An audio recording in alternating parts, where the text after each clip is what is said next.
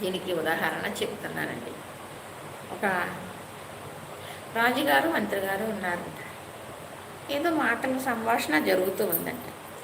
జరుగుతూ ఉంటే మాటల సంభాషణలోని మంత్రి గారు అన్నారంట, ఏముందండి బాబయ్య, అదంతా ఏలవెర్రి, అలా జరుగుతూ ఉంటాయి, ఏలవెర్రండి ఏముంది అని అన్నాడంట.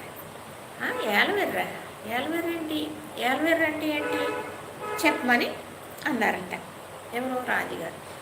అది ఏముందండి మాట వరుస కన్నా నేను ఏలవెర్రని, ఏలవెర్రి అంటే అంతే అంటే అలా కాదు, అది ఏలవెర్రి అనేది ఏంటో అర్థం నాకు చెప్పమన్నారు ఎవరో రాజుగారు.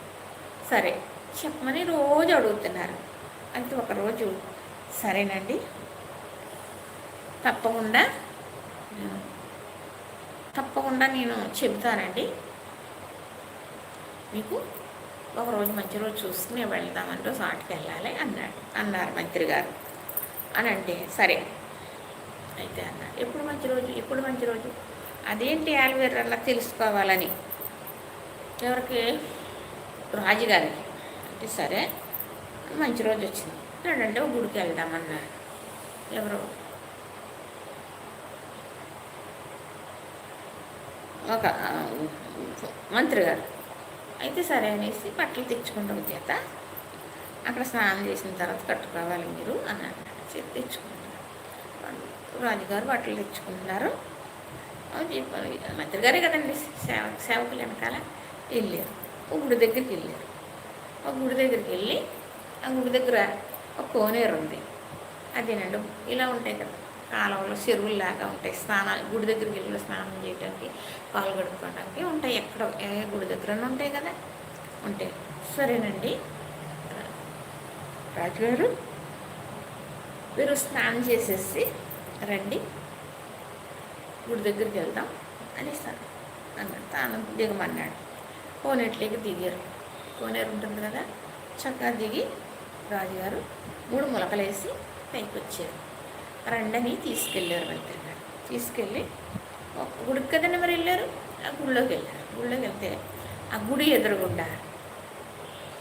ఎదురుగుండా బయట గుమ్మం బయట రాజుగారిని కూర్చోమన్నారు మంత్రి గారు.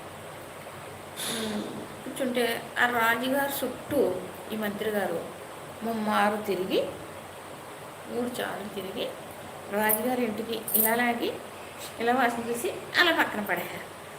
ఎవరో మంత్రి గారు పడేశారు కదా, ఏదో మంచి జరిగిపోద్ది అలా చేసాడంటే మంత్రి గారు రాజుగారు మనం కూడా చేయాలి అని రాజుగారి చుట్టూ ఆ గుడికి వచ్చిన వాళ్ళందరూ గుడి చుట్టూ ప్రదక్షిణాలు చేయటం, రాజుగారి చుట్టూ తిరగటం, రాజుగారి ఒక ఇంటికి లాగటం, వాసన చుట్ట పక్కన పడేయటం.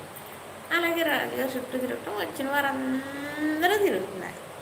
చూసేవారు ఒకడుతున్నారా మీరు, నువ్వేంటండి వెనకాల వచ్చిన వాళ్ళకి ఎంటికలు లేవు, ఇంకా వెనకాల వచ్చిన వాళ్ళకి ఎంటికలు లేవు అయిపోయి రాజుగారు ఎంటుకలు తీసేసి గుండు చేయించారు అందరూ.